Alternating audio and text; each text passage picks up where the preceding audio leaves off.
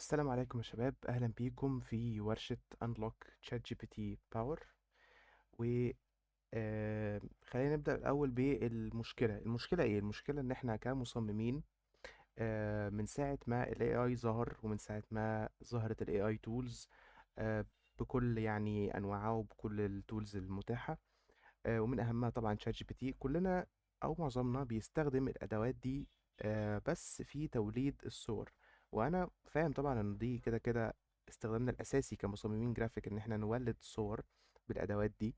ولكن أداة زي ChatGPT، أنت لما تستخدمها في توليد الصور بس، فأنت حرفيا بتستخدم 10% بس مثلا من إمكانياتها.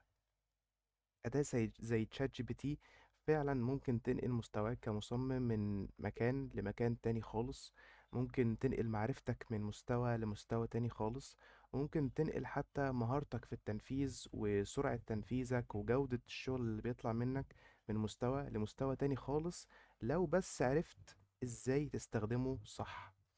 تشات جي بي تي انت ممكن تستخدمه حرفيا في كل حاجة، في البراندنج، في السوشيال ميديا، في ادفرتايزنج، وحاجات تانية ليها علاقة بشغلك كفريلانسر. لو انت بتشتغل كفريلانسر تقدر تستخدمه في الكلاينت سبورت او خدمة العملاء بتاعتك. تقدر تستخدمه كمان لو انت موشن ديزاينر. لو انت حد كمان موشن ديزاينر ومهتم بالبلجنز والسكريبتس والكلام ده كله، تقدر تستخدمه وتطلع منه شغل جامد جدا جدا جدا.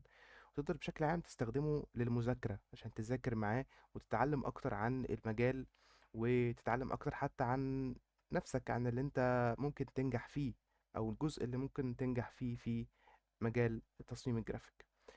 دي انترو سريعة للمشكلة اللي هنحاول نحلها في الورشة دي. طبعا عشان تحل المشكلة دي فأنت محتاج تاخد كونتنت الورشة ده وتبدأ تطبقه وتبدأ تتعلم منه واحدة واحدة. الورشة دي مش هي يعني الحل السحري، ولكن إن شاء الله لما تخلصها هتبقى على أول الطريق إنك فعلا تستغل أداة زي تشات جي بي تي بنسبة كبيرة جدا من إمكانياتها. خلينا أقول نسبة كبيرة، مش كل إمكانياتها ولكن نسبة كبيرة جدا من إمكانياتها. وتقدر حرفيا تنقل مستواك من مجرد مصمم منفذ إلى مصمم فاهم هو بيعمل إيه. خليني الأول أعرفكم بنفسي. أنا أحمد عبد الستار، سينيور جرافيك ديزاينر بخبرة أكتر من 5 سنين في المجال. اشتغلت على بروجكتس كتير جدا ومتنوعة بين براندنج، سوشيال ميديا، وموشن جرافيكس، باكجينج، وحاجات كتير جدا. ومن أول ما ظهرت أدوات ال AI وأنا بدأت أستخدمها، لأني زي ناس كتير جدا في مجالنا على طول مطلوب مني شغل يكون بأعلى كواليتي وبأقل وقت. وكشاب بحاول دايما ان انا اطور من نفسي في المجال عشان اوصل لمكان احسن، اوصل لشغل احسن، اطور من نفسي واطور من امكانياتي عشان اتطور اكتر في الكارير ده وما بقاش واقف او ثابت في مكاني. وفعلا من ساعة ما بدأت أستخدم تشات جي بي تي بشكل فعال أكتر، الموضوع فرق معايا جدا جدا جدا، سواء في فهمي نفسي للديزاين أو في الأوتبوت اللي بطلعه. طيب أنا محتاج إيه عشان أتابع الورشة دي أو عشان أنفذ الورشة دي؟ هل أنا محتاج اشتراك تشات جي بي تي بلس؟ مش ضروري، مش لازم. ولكن لو معاك الاشتراك هيكون أفضل بكتير، وهتقدر إنك تطبق على الكلام ده اللي هنعرفه هنا في السيشن بشكل احسن بكتير. لان طبعا الفري بيديلك ليميت للاستخدامات اللي هي الادفانسد، زي انك تبعت صور او انه يستخدم مودلز متقدمة شوية وهو بيتكلم معاك. طيب محتاج ايه بقى عامة عشان اتابع الورشة دي واطلع منها باقصى استفادة؟ محتاج اولا يبقى عندك basic knowledge of graphic design. يعني لازم تكون انت اصلا جرافيك ديزاينر، يعني مش هقول شاطر او محترف، على الاقل عندك البيزك نولج. ما تكونش لسه مش عارف تستخدم ادوات زي فوتوشوب والستريتور بشكل كويس وعايز تروح تتعلم اي اي.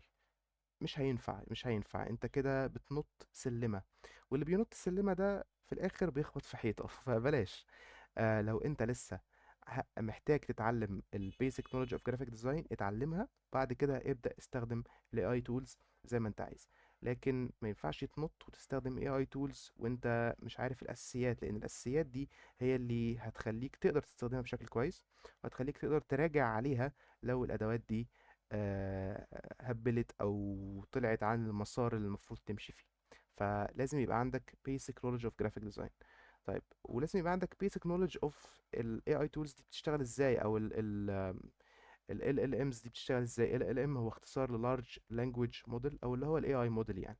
تمام. لازم تكون يعني اتعاملت معاها قبل كده، familiar يعني with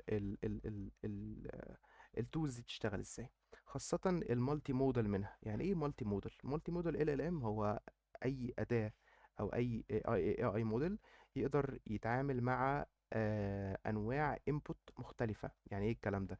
يعني شات جي بي تي انت تقدر تبعت له كلام، تقدر تبعت له صورة، تقدر تبعت له اوديو وهو يحوله لكلام. الصورة اللي انت تبعتها هو برضو بيقدر يحللها ويحولها الى برومبت. تمام. فأي مالتي موديل LLM ممكن تطبق عليه نفس الكلام اللي احنا هنتكلم عليه في الورشة دي. لو انت مش معاك اشتراك شات جي بي تي بلس مثلا، انت تقدر تطبق نفس الانستركشنز او نفس التبس اللي هنتعلمها في السيشن دي على اي مالتي موديل LLM. طبعا مع اختلاف ان كل موديل بيكون يعني في موديلز اذكى من موديلز تانية، فطبعا النتيجة ممكن تختلف بحسب الموديل، ولكن انت ممكن تطبق نفس الخطوات ونفس الانستركشنز على كذا موديل، وفي الاخر كمل باللي ترتاح معاه. انا شخصيا ارتحت مع تشات جي بي تي، انت شوف الموديل اللي هترتاح فيه اكتر وكمل معاه. طيب، ازاي بقى انا دخلت ال AI جوه شغلي؟ تمام. دايما بيقولوا ايه، من ساعة ما ال AI ظهر يعني، او من ساعة ما ال AI tools بدأت تتطور وبدأت تطلع شغل كويس وينفع يستخدم استخدام احترافي، بدأوا يقولوا ده ال AI هيستبدلنا، وال AI مش عارفة ايه، وال AI هيقعدنا في البيت. وناس تانية على الجانب الآخر بتقول لا يا جماعة، ال AI انت بتستخدمه وانت اللي بتسوقه ولازم تدخله في شغلك. طيب انا ازاي كديزاينر ادخل AI في شغلي؟ يعني ما هو ال AI بيعمل صورة، وانا شغلي ان انا اعمل صورة، فهو خلاص كده عمل شغلي؟ لا، الحقيقة انه لا. شغلك كديزاينر بينقسم الى كذا مرحلة. تمام. من اول الديسكفري كول، او من اول ميتنج مع الكلاينت اللي تفهم فيه الكلاينت عايز ايه بالظبط، ايه النيدز بتاعته، ايه الاوبجيكتيف اللي هو عايز يوصل له، ايه المشكلة اللي عنده، عشان تقدر تفهم او تقدر تفكر ازاي ممكن تحلها له. دي اول ستيب. تمام. بعد كده بيبقى عندك ستيب قبل عملية الديزاين، الستيب اللي انت بتبدأ تعمل فيها برين ستورمينج، تبدأ تعمل فيها ريسيرش عن الكلاينت بتاعك، او عن المنافسين بتوعه، او عن الماركت اللي هو شغال فيه. تبدأ تعمل تغذية بصرية، تبدأ تفكر، تبدأ تتشاور مع زمايلك في التيم. كل ده تحت المرحلة بتاعت before design. وبعد كده بتخش بقى على المرحلة بتاعة الديزاين نفسها، انك تبدأ بقى تمسك الورقة والقلم او السكتش او الجرافيك تابلت او الماوس او whatever التول اللي انت بتحب تشتغل بيها، وتبدأ تشتغل، تبدأ تعمل سكتشات، تبدأ تفكر، تبدأ تحول البرين ستورم اللي عملته ده إلى شغل فعلي وديزاين فعلا. يعني دي الكور يعني بتاع الشغل. ولكن شغلنا كديزاينرز مش بس المرحلة دي خالص، ولكن شغلنا بيبدأ زي ما قلنا من أول الكونتاكت مع الكلاينت. ولو عملنا الخطوة دي مظبوط، والخطوة دي كمان مظبوط، اللي هي فيها الريسيرش واللي فيها البرين ستورمنج واللي فيها التغذية البصرية وهكذا، هنقدر نعمل الخطوة بتاعة الديزاين نفسها بشكل مظبوط.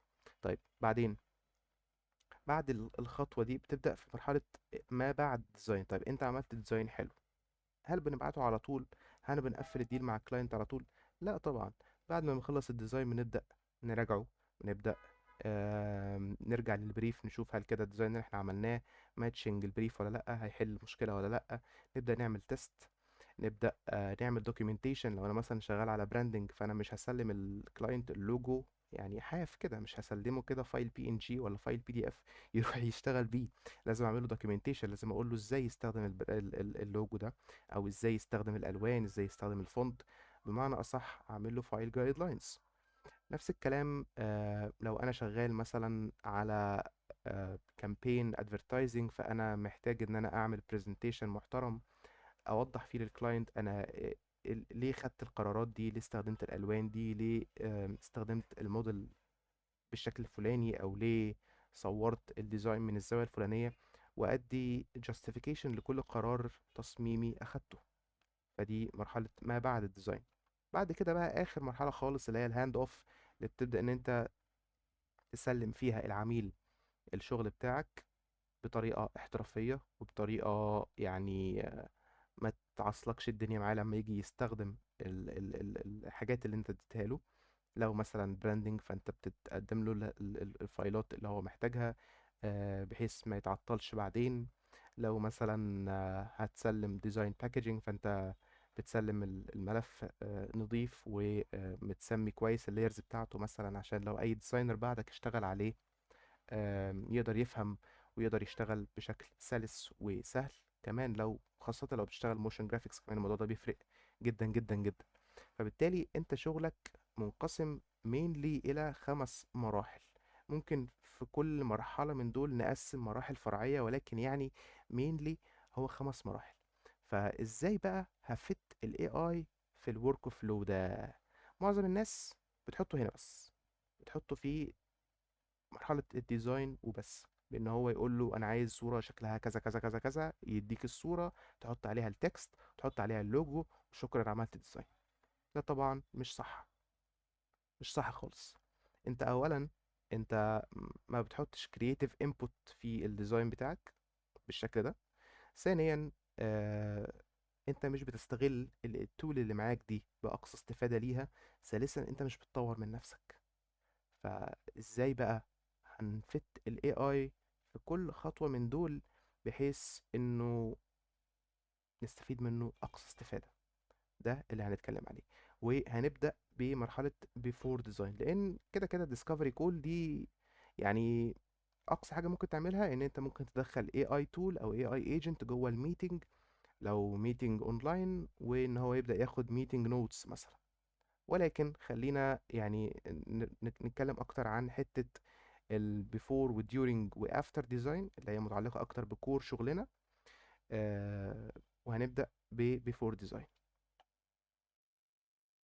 طيب انت كديزاينر، زي ما قلنا، قبل ما تبدأ ديزاين، قبل ما تبدأ تفتح فوتوشوب، لازم تقعد تفكر، لازم تقعد تعمل ريسيرش، لازم تعمل competitor and market analysis. فطبعا AI ممكن يساعدك جدا في الخطوة دي.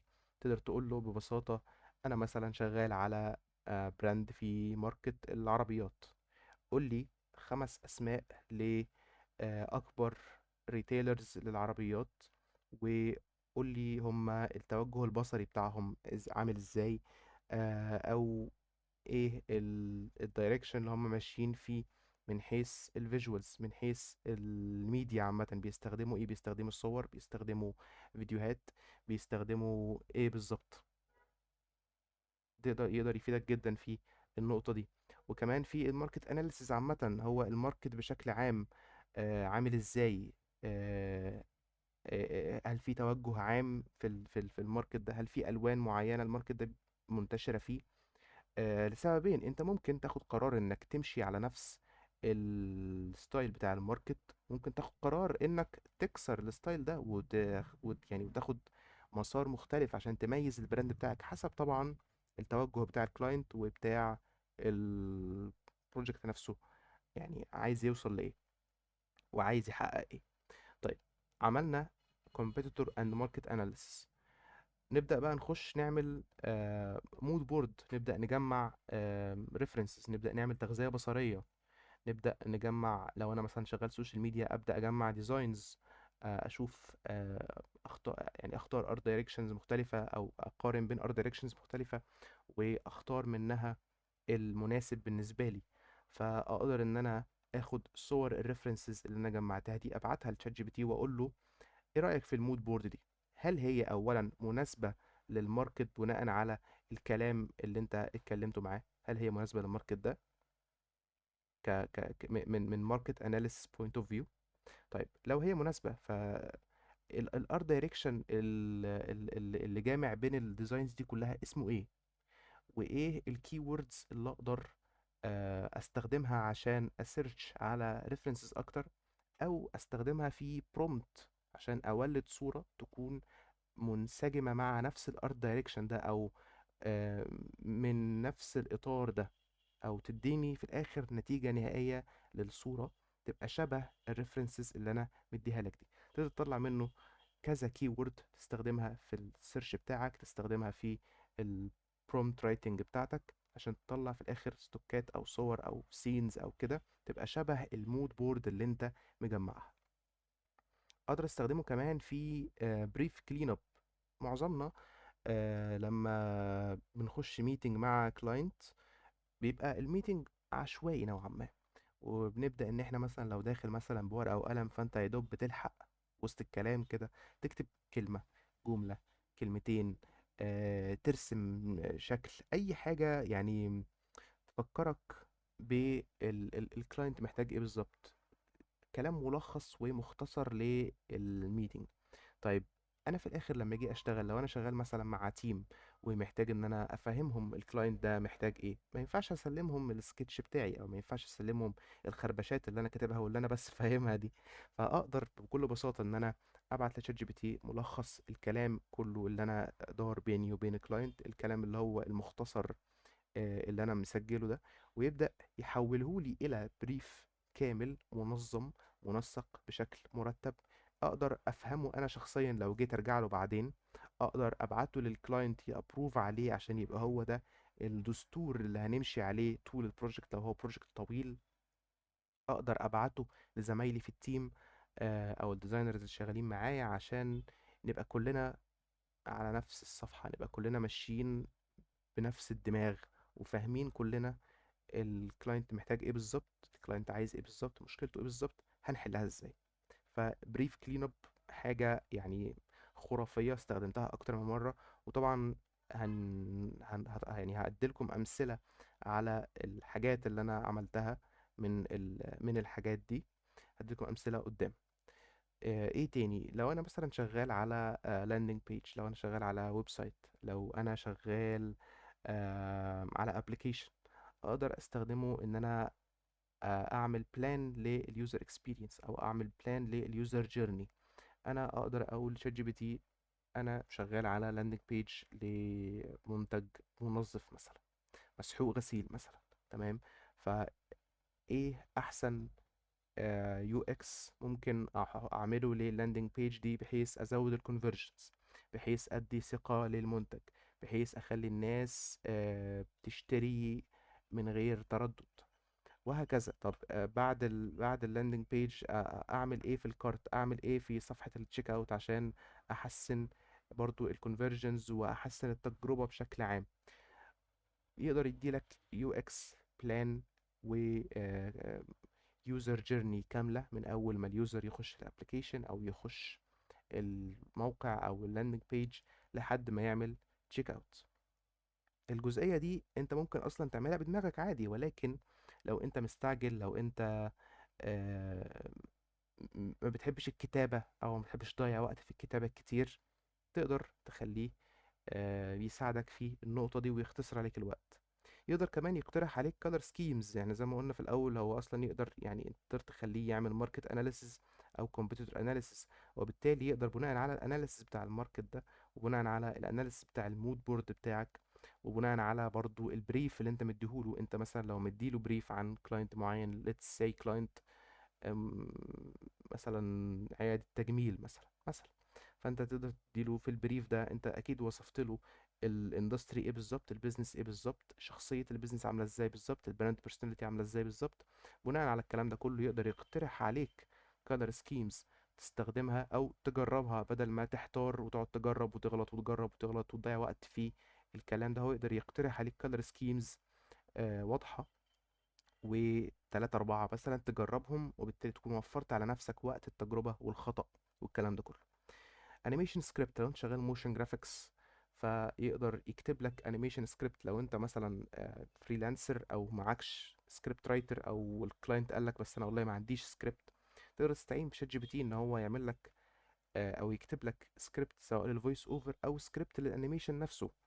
سكريبت للحركة نفسها. السين الأول هيبقى مثلا عبارة عن ايه، السين التاني عبارة عن ايه. آه، في كاركترز، الكاركترز هتتحرك ازاي، لو في abstract shapes الابستراكت شيبس دي هتتحرك ازاي، وهكذا. تقدر تخليه يديلك فكرة مبدئية عن الانيميشن في الفيديو ممكن يمشي ازاي. وطبعا انت تاخد الافكار دي وتبدا تفلترها وتبدا تصححها وتحسن منها وتعدل عليها، ولكن هيبقى وفر عليك وقت الحيره او وقت التفكير. هيبقى سرع عندك عمليه البرين ستورمنج بشكل كبير جدا. برضو لو انت شغال على موشن جرافيكس او شغال فيديو اديتنج او كده، يقدر يقترح عليك شوت انجل ليست. يعني مثلا السين الاولاني هيبقى مثلا اي ليفل فيو، السين التاني هيبقى لو انجل، السين التالت نخليه هاي انجل. ويقدر يديلك justification. يعني مثلا هنخلي السين الاولاني اي ليفل عشان يبقى سين واسع ويبقى سين تمهيدي، ونبقى بنستعرض فيه مثلا الانفايرمنت كلها او السين بشكل عام. التاني هيبقى لو انجل عشان نبين مثلا قوة البرودكت او قوة الشخص اللي في السين او هكذا. تمام. يقدر يقترح عليك شوت انجل ليست او ترانزيشن ليست للسينز تكون متناسبة يعني مع السينز، او متناسبة مع المعنى اللي انت عايز توصله من الموشن جرافيك فيديو اللي انت هتعمله او الفيديو اديتنج اللي انت هتعمله. برضو زي ما قلنا كلاينت مانجمنت. زي مثلا لو انت في الاول خالص هتبعت زي ما قلنا البريف ده نظيف متنظف، يقدر يساعدك في كده. لو هتبعت كونتراكت، لو انت مثلا من الناس اللي هي لسه في البداية في الفريلانس، مش عارف تكتب ايه في العقد، فتقدر تستعين بشات جي بي تي انك تقول له والله هو انا لو هعمل عقد اكتب فيه ايه، وتخليه يكتب لك فورم نظيفة منظمة مرتبة منسقة بشكل كويس جدا وبشكل احترافي، وبشكل يبقى مكفر كل البنود او الشروط اللي لازم تتكلم عنها انت كديزاينر عشان تضمن حقك، وكمان الكلاينت يضمن حقه. لو انت مش شاطر في كتابة الايميلات البروفيشنال تقدر تستعين بيه في انه يكتب لك ايميل. لو انت مش شاطر في كتابة الانفويس او الفواتير تقدر تستعين بيه ان هو يكتب لك الكلام ده. فبالتالي هيبقى في الاخر تجربة الكلاينت اللي شغال معاك تجربة بروفيشنال، وهيحس ان انت فعلا يعني مش حد هاوي، لا انت قادر تديله آه، تجربة كويسة، وقادر تضمن له حقه وتضمن حقك، تتعامل معاه بشكل احترافي من غير ما تضيع وقتك في كتابة كونتراكت طويل او كتابة ايميل او تأليف ايميل او الكلام ده كله لو انت مش متعود على الحاجات دي. دي مثلا أمثلة لاستخدامات أنا استخدمتها في مرحلة بيفور ديزاين. مثلا استخدمته في البريف كلين اب. زي ما انتم شايفين اديته شوية تفاصيل بسيطة مختصرة عشوائية شوية، بحيث ان هو ينظمها ويكملها من عنده. ممكن يقترح هو براند بيرسوناليتي، يقترح هو براند فيجن، يقترح هو براند مسجنج او كور فاليوز او كده. وانا اقدر بناء على الاقتراحات بتاعته يا اما ابرافها، يا اما امسحها، يا اما ابعتها للكلاينت يعدل عليها، وهكذا. ولكن هيبقى اختصر عليا وقت تنسيق كل الداتا دي. هنا انا كاتب او مديلكم البرومبت اللي انا استخدمته. ممكن تجرب نفس البرومبت ده وتشوف هو هيطلع لك ايه. كمان استخدمته في الكلاينت مانجمنت. قلت له مثلا انا مصمم جرافيك متخصص في تصميمات الدعايه للسوشيال ميديا، وعايز تمبلت لبريف فيه شويه اسئله بسيطه موجهه للعميل، ابعتها لاي عميل عايز يشتغل معايا يجاوب عنها قبل ما نبدا شغل، عشان اعرف المعلومات اللازمه عنه وعن البراند وعن هدفه، واي معلومات تانية مهم اعرفها، عشان على اساسها ابني تخيلي للتصميمات المفروض تكون عامله ازاي.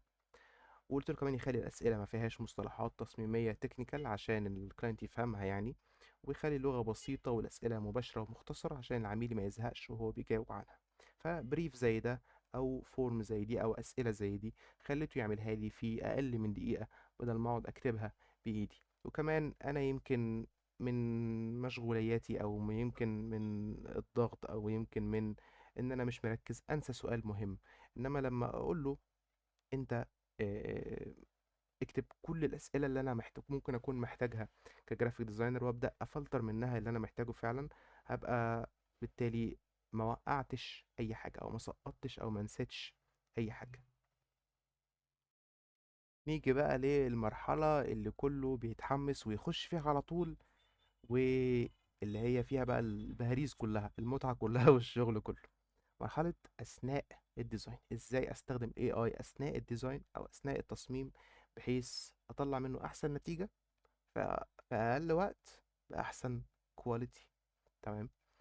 أول حاجة وأكتر حاجة مباشرة يعني prompt to image generation. AI تقدر تستخدمه، تقدر تستخدم شات جي بي تي عامة في إنك تقول له أنا عايز صورة شكلها كذا كذا كذا كذا كذا، بمعنى أصح تديله prompt، والبرومبت ده يحوله إلى صورة، تكست إلى صورة. كلام يعني، هو ده ال 90% من الناس بتعمله. طيب، ايه بقى اللي بعد كده؟ ايه تاني ممكن نعمله؟ ايه تاني ممكن نعمله اثناء الديزاين؟ تقدر تديله سكتش تو ايمج جنريشن. احيانا احنا ما بنعرفش نوصف بالكلام كويس اللي في دماغنا. فلو انت شخص فيجوال ثينكر اكتر، او يعني خيالك، او بتقدر تفكر بشكل بصري اكتر وما بتعرفش تعبر عن اللي في خيالك بالكتابة، تقدر ترسم سكتش بسيط بالرصاص وتصوره وتقول له انا عايز تحول السكتش ده الى صورة. ده استخدام تاني. تقدر كمان تعمل كويك فيجواليزيشن. يعني ايه الكلام ده؟ يعني انا دلوقتي جالي كلاينت معاه صورة منتج على خلفية بيضاء، كلاينت اي كوميرس مثلا. تمام. وعايزين نعمل كام تيست مع بعض علشان نستقر على ار دايركشن معين، او انا محتار بين كذا ار دايركشن مثلا، او محتار بين كذا ستايل، كذا شكل، كذا شكل للخلفية وهكذا. وعايز احط او اعمل كذا ديزاين للمنتج ده. بدل ما افتح فوتوشوب وابدا ان انا اعمل فعليا كذا تيست ديزاين احط فيهم وقت ومجهود كبير، اقدر ان انا ادي الصوره دي لتشات جي بي تي، اقول له اعمل لي ديزاين فيه الصوره دي بنفس ملامحها، بنفس المنتج، بنفس تفاصيله، بنفس كل حاجه فيه، وخلي السين عباره عن كذا كذا كذا كذا كذا. طبعا النتيجه النهائيه ممكن زي ما احنا عارفين تشات جي بي تي مش دايما بيطلع المنتجات 100% زي ما هي، ولكن انت كل اللي محتاجه تيست، كل اللي محتاجه تطبيق لفكرة في خيالك عشان تشوف الفكرة دي هتنفع ولا لأ. بالطريقة دي انت تقدر تعمل كذا فكرة، تقدر تعمل 3 4 5 أفكار، والفكرة اللي تعجبك أو تعجب التيم أو تعجب الكلاينت تبدأ تنفست فيها فعلا، تبدأ تنفذها بنظافة بقى وعلى رواقة على فوتوشوب. ايه تاني ممكن تعمله؟ ممكن تعمل براند اسيت جنريشن. الحته دي مميزه جدا جدا جدا للناس اللي هتشتغل مثلا براندنج. انا دلوقتي عملت لوجو، عملت الوان، عملت ستايل، وخلاص انا قررت ده الستايل اللي انا همشي بيه. محتاج بقى اعمل براند اسيتس، محتاج اعمل illustrations، محتاج اعمل ساينز، محتاج اعمل حاجات من دي، البراند اسيتس المعروفه. اقدر ادي لشات جي بي تي اللوجو، واقدر اديله البيرسوناليتي بتاعت البراند والارت دايركشن اللي انا عايزه والشكل العام اللي انا عايزه، والالوان والكلام ده كله، واخليه يولد لي illustrations وبراند اسيتس بالشكل اللي انا محتاجه. طبعا البراند اسيتس دي بتبقى كتير، فتقدر انك تطلع كمية كبيرة منها في وقت قليل، بدل ما ترسمها بنفسك، او بدل ما تبدأ تدور على illustrations تعمل لها customization وبتاع. لا، انت تقدر تولد assets library كبيرة جدا للبراند، وتكون customized على البراند بتاعك بنفس التون بتاع، بنفس الفيجوال ستايل، بنفس الروح، في وقت قليل جدا. كمان تقدر تعمل ريستايلينج، ودي حاجة برضو مميزة لشباب البراندنج. يعني ايه ريستايلينج؟ يعني مثلا انا براند، والبراند بيعتمد كمان على تكستشر مميز. يعني مثلا انا شغال على براند بنك، او حاجه ليها علاقه بالفينتك، او حاجه ليها علاقه بالفلوس عامه، والبراند ده بيستخدم اللون الذهبي كتير، او بيستخدم التكستشر بتاع الجولد كتير. فانا اقدر اي ستوك عاجبني اجيبه، ابعته لشات جي بي تي واقول له اعمل لي صوره لنفس الستوك ده بس بماتيريال جولد. فبالتالي اقدر ان انا استخدم الستوك ده في الديزاين بتاعي، ويبقى ستوك براندد، يعني يبقى ستوك بروح البراند بتاعي، مش ستوك غريب، مش ستوك جينيريك، مش ستوك زي اللي بنشوفه اللي احنا كلنا ممكن نستخدمه على فري بيك. لا، هو ستوك كاستمايزد على ايدنتيتي البراند بتاعي. فبان انا اعمل له ريستايلنج بالماتيريال اللي انا عايزها، بالاضاءه اللي انا عايزها، آم، وهكذا. او حتى صوره، لو انا مثلا معايا صوره ستوك وعايز نفس الصورة دي بس بمود مختلف، بإضاءة مختلفة، اخليها مثلا دارك، اخليها في الجولدن اور عشان تناسب البراند بتاعي، اقدر اعمل كده. ايه تاني ممكن اعمل كمان؟ اولد الفيلر كونتنت اللي بيدوخنا. يعني ايه فيلر كونتنت؟ يعني سواء فيلر كونتنت كتكست، لو انت مثلا بتعمل ديزاين ومحتاج في الديزاين التكست ده شوية تكست كده ترميهم، تكست بلوك كده، او تكست يعني بيكون ديسكريبتيف للمنتج، تقدر تقول له والله المنتج ده اعمل له تكست ديسكريبتيف كده عشان احطه في الديزاين. او الفيلر كونتنت اللي هو بيبقى مثلا صورة مثلا، موك اب، داشبورد، اي صورة فيلر، اي صورة كده، ايه حاجة في الباك جراوند عايز ترميها. هوريكم برضو مثال للكلام ده في السلايدز الجاية. طبعا سكريبتس وبلجنز، لو انت شاب موشن جرافيكس تقدر تستخدم تشات جي بي تي في انك تعمل بلجنز تعمل التاسكات اللي انت بتحسها ريبيتيتيف او بتضيع منك وقت ومجهود، وعايز بتاكد زرار تعملها. انا استخدمت الموضوع ده وعملت بلجن لذيذة قوي كده صغيرة.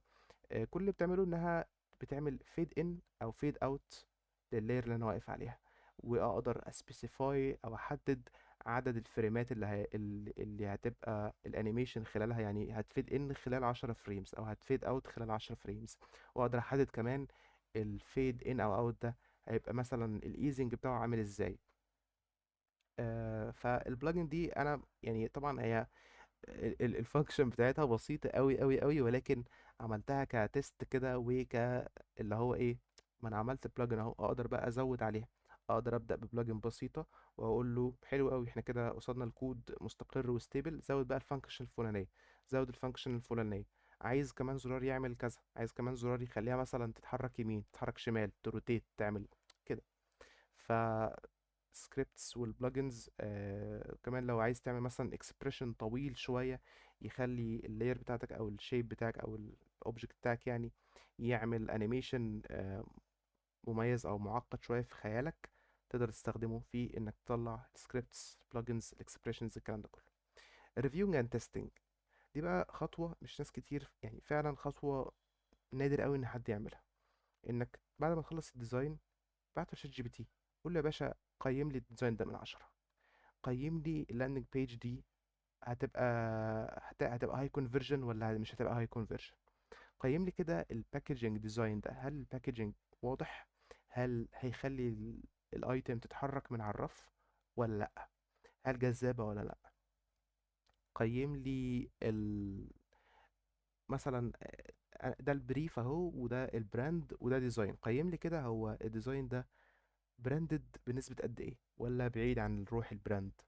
الريفيو اند تيستنج خطوة يعني مهمة جدا، وهتتفاجئ من كمية التفاصيل لو عملتها، هتتفاجئ من كمية التفاصيل اللي ممكن ال AI ياخد باله منها وانت ما تكونش واخد بالك منها، او بتفوت عليك في ضغط الشغل، او من التركيز، او انك تكون مركز يعني في حتة معينة كده وتفوت عليك تفاصيل. بجد هيلفت نظرك لتفاصيل غريبة جدا ودقيقة جدا.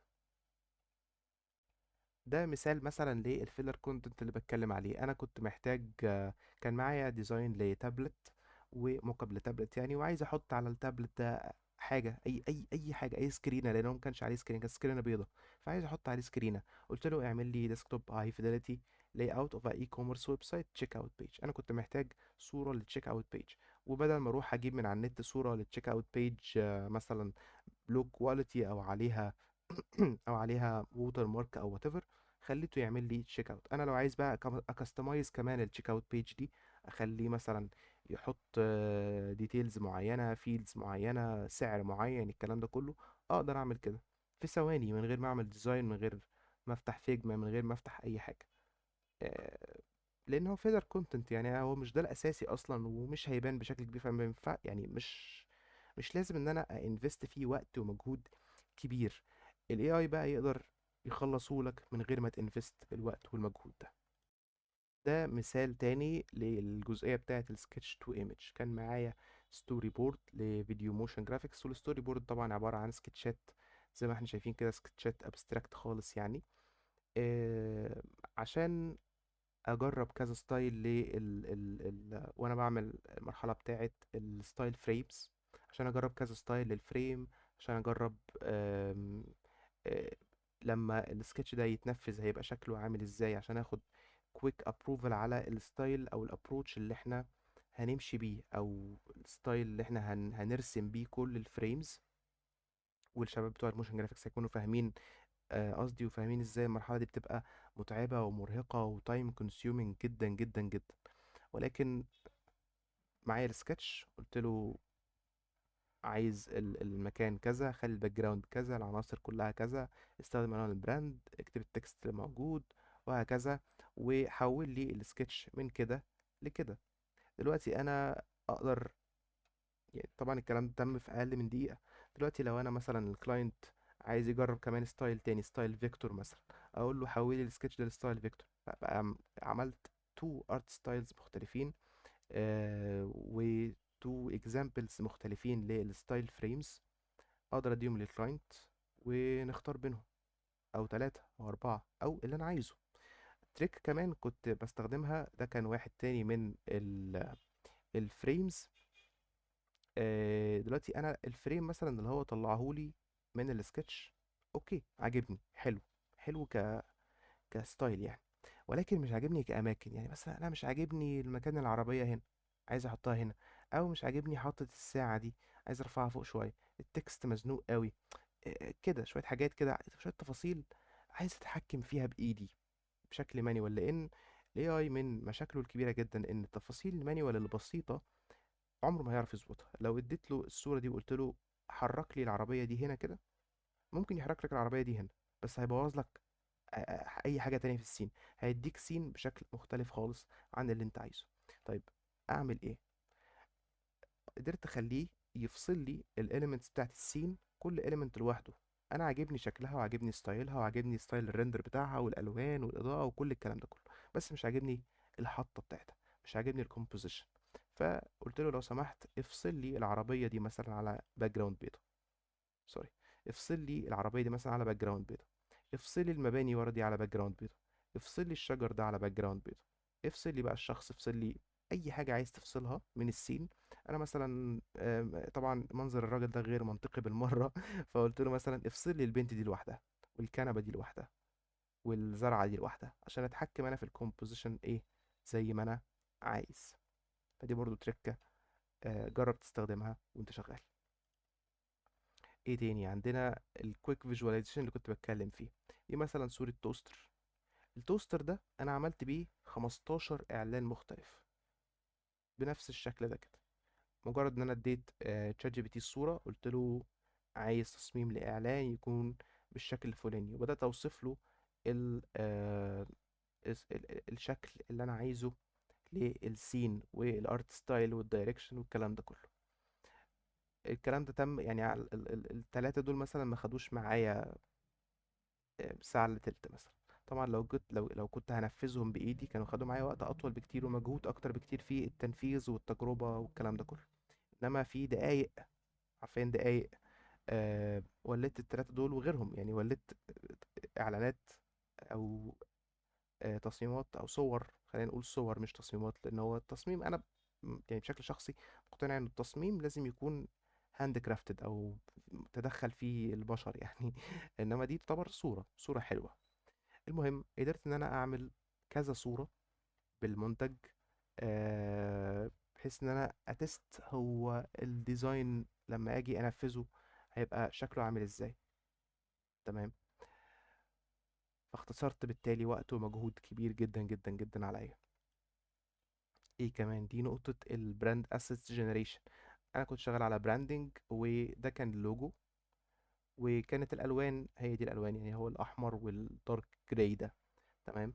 فقلت له بناء على شكل اللوجو، بناء على الزوايا الحادة بتاعته، بناء على الشكل الجيومتريك بتاعه، بناء على، طبعا انا كنت مديله البريف ومديله البيزنس ده عبارة عن ايه والكلام ده كله. طبعا زي ما انتم شايفين او زي ما تقدروا تخمنوا، هو بيزنس له علاقة بالورك اوت والتمارين والفتنس والجيم والكلام ده كله.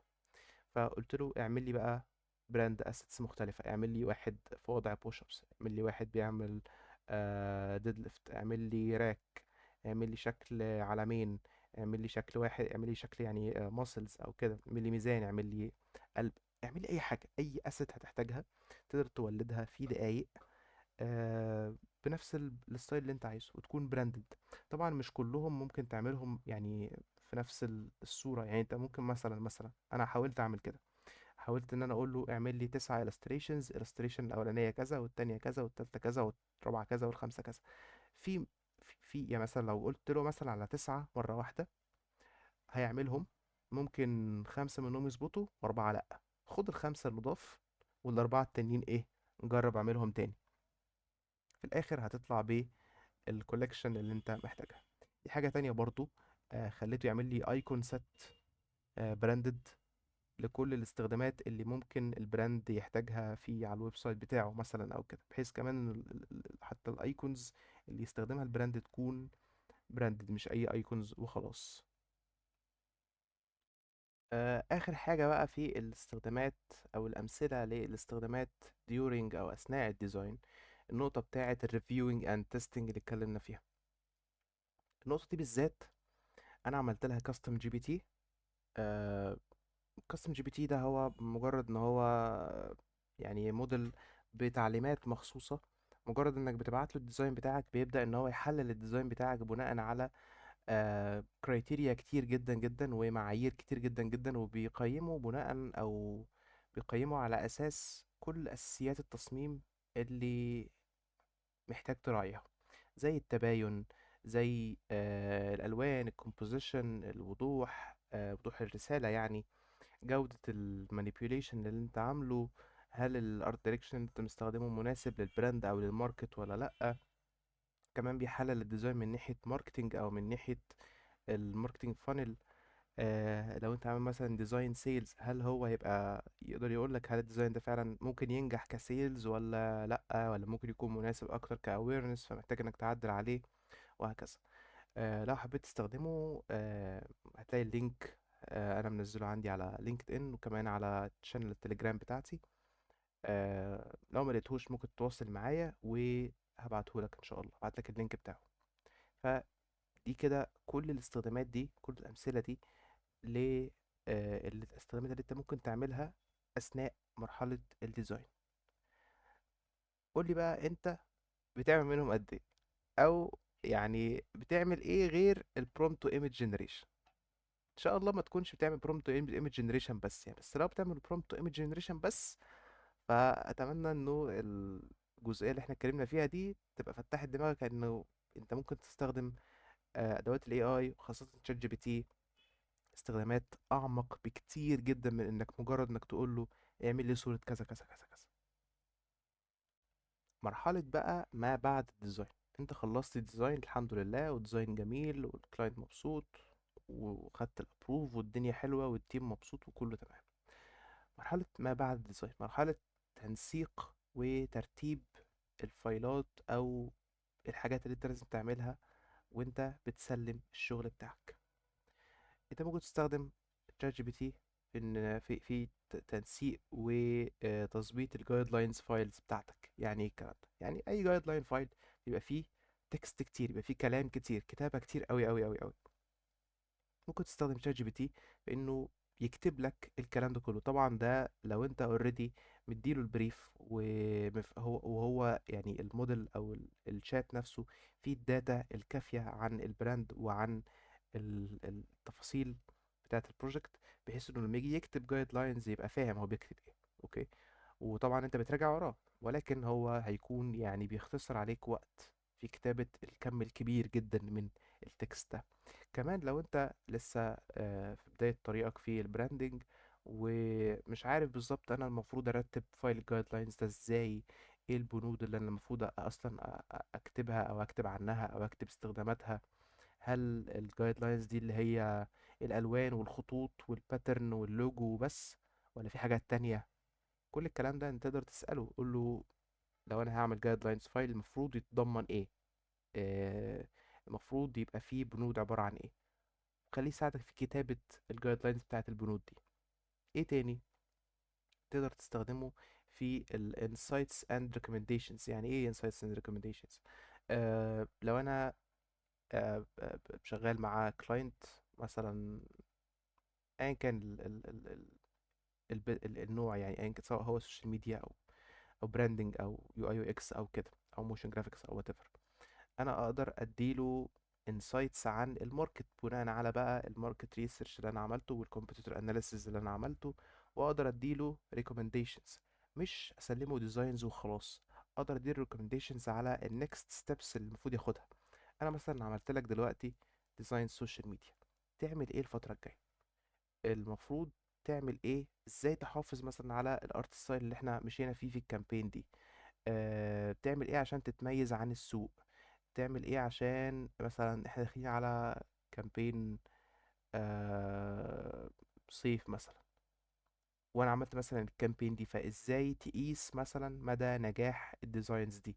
ايه الكي بي ايز المفروض تقيس بيها نجاح الديزاينز دي، عشان لما تيجي تعمل ديزاينز تانية بعدين انت ككلاينت تبقى فاهم ايه الديزاينز اللي بتشتغل، فتقول لي انا اشتغل معايا كذا فاعمل زيه، وهكذا. insights and recommendations دي يعني تقدر تقول انك كأنك بتنصح العميل بتاعك. وتشات جي بي تي لو هو برضو لو هو فاهم البروجكت اللي انت شغال عليه وانت بتتكلم معاه ومديله الداتا الكافية، هيديلك فعلا تفاصيل ونصايح وحاجات بين السطور يقدر يستخلصها ويقولك عليها تقولها للعميل. فعلا هتفرق كتير جدا جدا في الهاند اوف بتاعك. كمان تقدر تستخدمه في انه يعمل لك invoice and feedback templates، دي برضو جزء من الكلاينت مانجمنت او الكلاينت اكسبيرينس. لو انت مش شاطر في كتابة الانفويسز يقدر يكتبها لك، لو انت مش شاطر في كتابة الفيدباك تمبليتس او اي تمبليتس عامة المفروض تتسلم، او المفروض تبعتها للكلاينت، او ايميل تمبليت او whatever، يقدر يساعدك في كتابتها. كمان ممكن يساعدك في البروجكت كيس ستادي بلاننج. انت دلوقتي عملت بروجكت جميل وشغل كويس وفي شغل محترم، وعايز تشوكيس الشغل ده، عايز تنزله على بيهانس. فبس انت بتيجي تيجي تعمل له برزنتيشن متبقاش عارف تعمل ايه، تتجمد دماغك، بتفريز فجأة، دماغك بتقف. اعمل ايه مش عارف. خطوة من الخطوات اللي بتسهل عليا شخصيا واللي ان شاء الله هتسهل عليك خطوة انك تجهز البرزنتيشن بتاعك، انك تكون عامل بلان، انك تكون عارف انا البرزنتيشن بتاعي هيبقى عبارة مثلا عن 10 sections. اول section هحط فيه اللوجو، تاني section هحط فيه الالوان، تالت section هحط فيه about، رابع section هحط فيه موك اب كده. لما تكون عامل بلان وتكون محدد انت هتعمل ايه، ما بيبقاش في وقت للتفكير، ما بيبقاش في وقت للحيرة، بتخش تنفذ على طول. وبالتالي تشات جي بي تي يقدر انه يساعدك في كده برضه. لو هو عارف كل التفاصيل بتاعت البروجكت تقدر او يقدر انه يعمل لك بلان ل ازاي تعمل كيس ستادي محترمة، تبين كل تفاصيل البروجكت وتبين كل الشغل اللي انت حطيته فيه وكل المجهود اللي انت عملته فيه، وتبقى كيس ستادي تبعتها لأي حد، أي كلاينت جديد. ف وتشات جي بي تي هيبقى شاطر قوي في النقطة دي. لو قلت له أنا عايز أعمل كيس ستادي ما تعملش زيها، كيس ستادي تخطف الأنظار، كيس ستادي توضح بيفور اند افتر، كيس ستادي توضح احنا عملنا ايه، وتقنع اي كلاينت يشوفها انه يشتغل معايا. هيدي لك لي اوت وبلان محترمه جدا جدا للكيس ستادي اللي انت عايز تعملها. طيب ايه تاني ممكن تعمل او يساعدك في asset library management؟ يعني ايه asset library management؟ يعني انت خلال البروجكت، خلال ما انت شغال، في صور ولدتها بيه مثلا نفعت وصور لا، في برومتس استخدمتها معاه ولدت لك او طلعت لك نتائج نظيفة، وبرومتس لا. فتقدر تعمل يعني along the project، دي حاجة هتحتاج انك تعملها خلال البروجكت، وتحصد بقى يعني ثمارها في الاخر خالص. وانت شغال قول له دي اشتغلت دي ما اشتغلتش، البرومت ده او مثلا كده النتيجة طلعت مظبوطة، احفظ البرومت ده. او النتيجة دي ما طلعتش مظبوطة او مش دي اللي انا عايزها، احفظ البرومت ده انه ده مش صح، ان انت ما فهمتش منه. وبالتالي في الاخر خالص تقدر تقول له جمع لي بقى كل البرومتس اللي انا بعتها لك وطلعت لنا نتائج نظيفة. هتلاقي في الاخر معاك مجموعة من البرومتس اللي طلعت لك شغل كويس، تستخدمها بعدين، عشان ما تجيش بعدين تاني تقعد تجرب وتغلط وتجرب وتغلط وتجرب وتعمل مش عارفة ايه وتحسن من البرومبت شوية وتجرب وهكذا. يبقى معاك library من الاسيتس، سواء prompts او صور او او حتى انت ممكن تسأله انا ايه الاسيتس اللي المفروض احتفظ بيها من شغل الكلاينت ده، ايه الاسيتس اللي المفروض اخليها عندي، وايه الاسيتس او ايه الحاجات اللي انا عادي ممكن ما احتفظش بيها وتبقى ستوكات عادية يعني. تمام. اخر حاجة ممكن تستخدمه في retrospective analysis. يعني ايه retrospective analysis؟ يعني لو انت خلال البروجكت حصلت لك مشكلة، فبتخش تسأله اعمل ايه، احلها ازاي، وهكذا. خلال البروجكت اكيد في كذا مشكلة حصلت، فتقدر تقول له من خلال بقى يعني المشاكل اللي حصلت دي كلها، انت شايف ايه سبب المشاكل دي، او ازاي نتجنبها في المستقبل، او اقدر اتعلم ايه منها، او لخص لي كل المشاكل دي واطلع لي ب15 نصايح يفيدوني في شغلي بعدين. ده الريتروسبكتيف اناليسيس. او انت شايف ايه عملنا صح، ايه عملنا غلط، وهكذا. اللي هو تحليل. آه، بيقولوا عليه ايه، انك تقعد تفكر في اللي فاتك. تقعد معاه كده تفكروا في اللي فاتكوا مع كوبايتين شاي، وتفكروا ازاي ما تكرروش غلطات الماضي مرة تانية.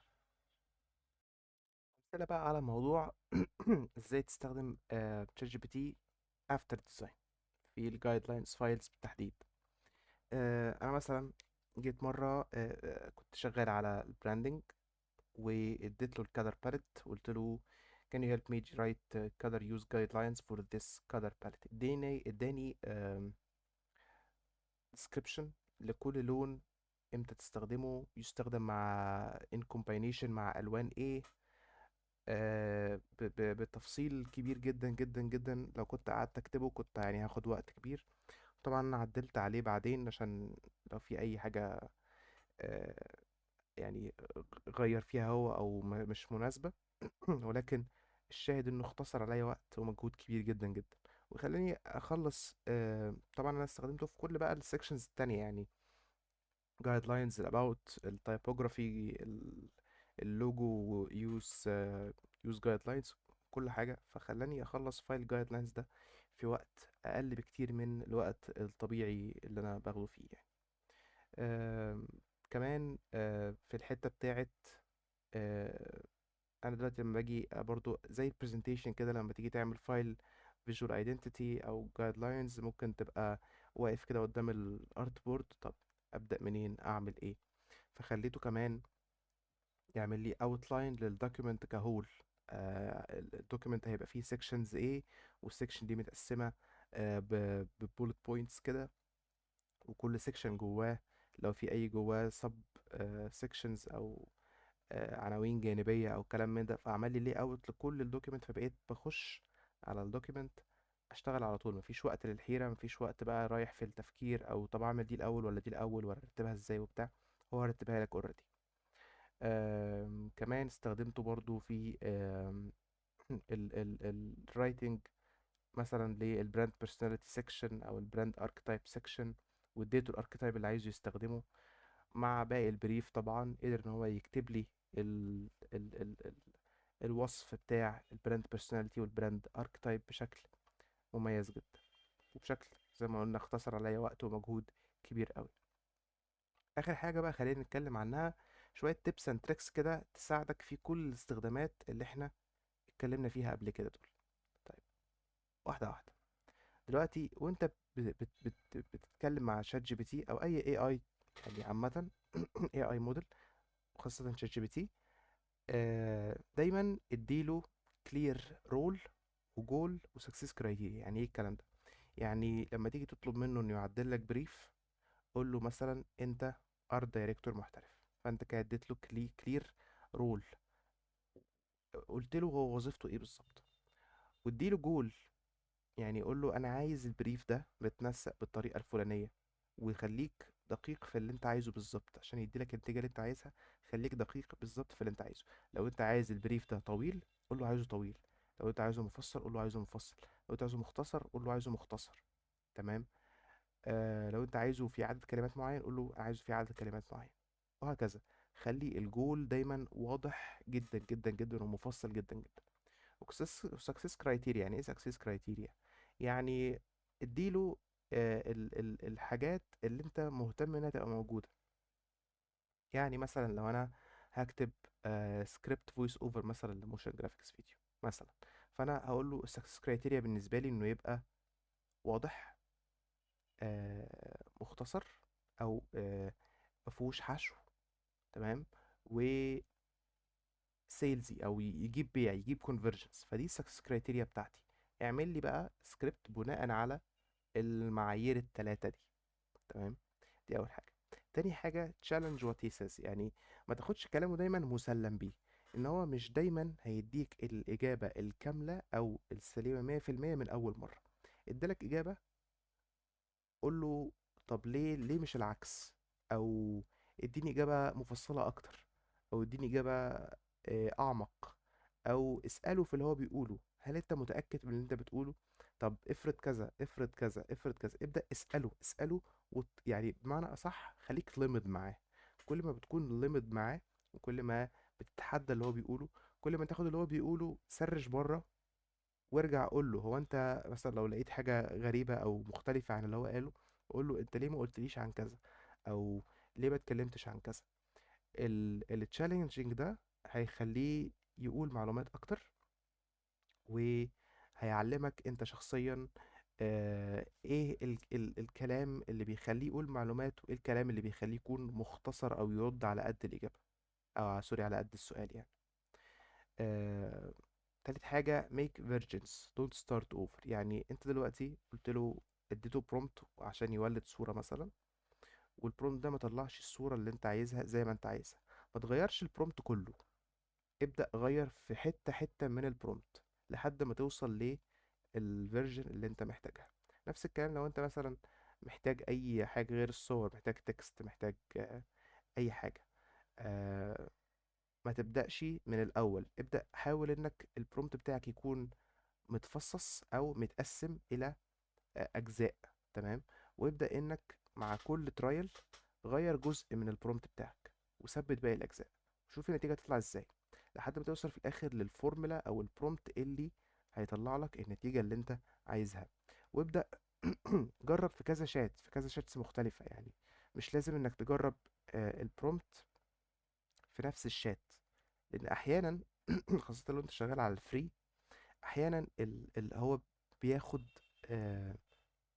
انستراكشنز من الرسائل اللي فاتت، حتى لو انت عايز تغير الانستراكشنز، تمام. فانت ممكن تعمل الفيرجنز دي كمان على شاتات مختلفه عشان تتجنب النقطه دي، وتجرب كل شات وصلت فيه للنتيجه اللي انت عايزها ولا لا. والشات اللي انت وصلت فيه النتيجة اللي انت عايزها، يبقى هو ده اللي فيه البرومبت الفيرجن الكويسة، وتبدأ بقى سيفها عندك، وشوف ايه اللي يعني ليه نجحت. حاول تفكر وتحلل اشمعنى البرومبت ده نجح، وابدأ طبق نفس اللي عملته في البرومبت ده، اللي عملته في البرومبت ده ابدأ طبقه على شغلك كله بعدين. بعدين divide big tasks into small steps. يعني لو انت هتعمل مثلا visual identity guidelines document، ما تطلبش منه كل السكشنز مرة واحدة، اطلب منه سيكشن سيكشن. لو هتعمل صورة، ما تطلبش منه صورة كبيرة مليانة تفاصيل مرة واحدة. ابدأ اطلب منه يعمل السين الأول، خد السين. يعمل الكاركتر، خد الكاركتر على خلفية بقى بيضة، على أي خلفية. المهم إنك لما تطلب منه أي تاسك، ابدأ قسمها لستبس صغيرة. لما تيجي تطلب منه مثلا يعمل ديزاين، ممكن ما تطلبش منه الديزاين على طول ببرومبت. ممكن تديله مثلا الاول مود بورد او كذا ريفرنس، وتقول له الاول حلل الريفرنس دي، وبعد كده بعد ما يحللها اكتب لي برومبت لوصف المشهد الفلاني. وبعد كده خد البرومبت ده اديه لاي اي تول، او اديه لشات جي بي تي نفسه في شات تاني، بحيث يولد لك الصورة. فتبقى انت كده قسمت التاسك الكبيرة دي إلى ستيبس صغيرة.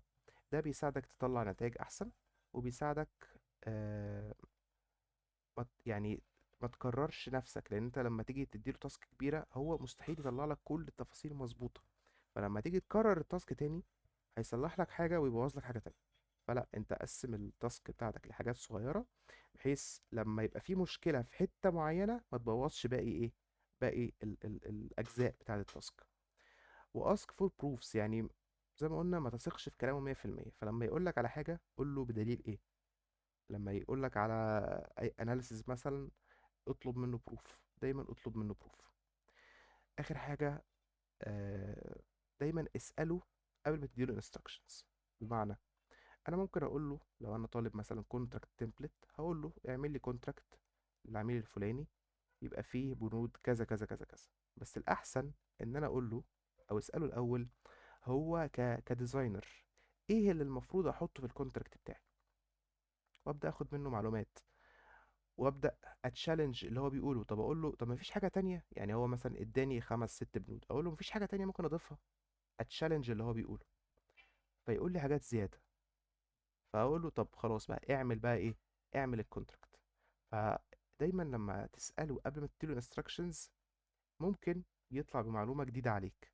لو انت كنت اديت له انستراكشنز على طول من اول مره، انت مش عارف المعلومه، فبالتالي وهو على فكره يعني هو غير البني ادمين. هو لو انت بتتكلم مع بني ادم فاهم شغله وقلت له اعمل لي كذا كذا كذا، البني ادم هيلفت نظرك للحاجه اللي ناقصاك، هيقول لك طب ما انت ايه رايك نزود كذا؟ طب ما احنا لو زودنا كذا هيبقى احسن، لو عملنا كذا هيبقى احسن. شات جي بي تي مش كده، هو هيرد عليك على قد السؤال. قلت له اعمل لي كذا كذا كذا، هيعمل لك كذا كذا بالظبط، مش هيزود. فانت لازم تديله الصلاحيه ان هو يزود. او لو مش هتساله قبل ما تديله instructions، فلما تديله instructions قول له في الاخر زود الحاجات اللي انت محتاجها او الحاجات اللي انت شايفها ضرورية وانا ممكن اكون نسيتها، وهكذا. فبالتالي لما بتخش معاه في discussion قبل ما تديله instructions، بتطلع انت بمعلومات اكتر، وطبعا ده بيساعدك في الاخر تطلع بنتائج احسن منه. كده احنا خلصنا الورشة. اتمنى انها كانت مفيدة، واتمنى انها تغير من نظرتك او نظرتك لتشات جي بي تي من مجرد أداة بتولد صور الى مساعد حقيقي واسيستنت حقيقي لشغلك كديزاينر في كل مراحل شغلك. لو انت فريلانسر فلو طبقت الكلام ده هيفرق جدا جدا جدا في شغلك، هيوفر عليك وقت كبير. هتحس ان انت شغال معاك تيم، مش فرد لوحدك، مش فريلانسر وحيد لوحدك شغال لوحدك. تحس ان انت فعلا آه، مع الوقت خبراتك بتزيد لو انت دايما بتدسكس معاه، لو انت دايما بتذاكر معاه، لو انت دايما بتسأله، لو انت دايما بتناقشه، لو انت دايما بتبعت له ديزاين مثلا وتقول له حلل الديزاين ده. ايه رأيك في الحاجة الفلانية؟ ايه رأيك في القانون اديني نصايح. لو انت دايما بتتكلم معاه وبتتناقش معاه وبتاخد الكلام اللي هو بيقوله وتبدأ تسيرش وراه وتبدأ تتشالنج اللي هو بيقوله برضه زي ما قلنا، هتلاقي ان حصيلة معلوماتك بتزيد بشكل اكسبوننشال، بشكل خرافي. وفهمك للديزاين بيفرق، ونظرتك بتختلف بشكل كبير جدا. أتمنى إنه كانت الورشة خفيفة ولذيذة ومفيدة. ولو في أي تفاصيل أو أي أسئلة أو أي حاجة تانية يعني محتاج تتكلم معايا فيها، هسيب لكم الكونتاكتس بتاعتي يعني على لينكد إن، ممكن تتواصلوا معايا هناك. شكرا إنك يعني سمعتني لحد هنا، ومع السلامة.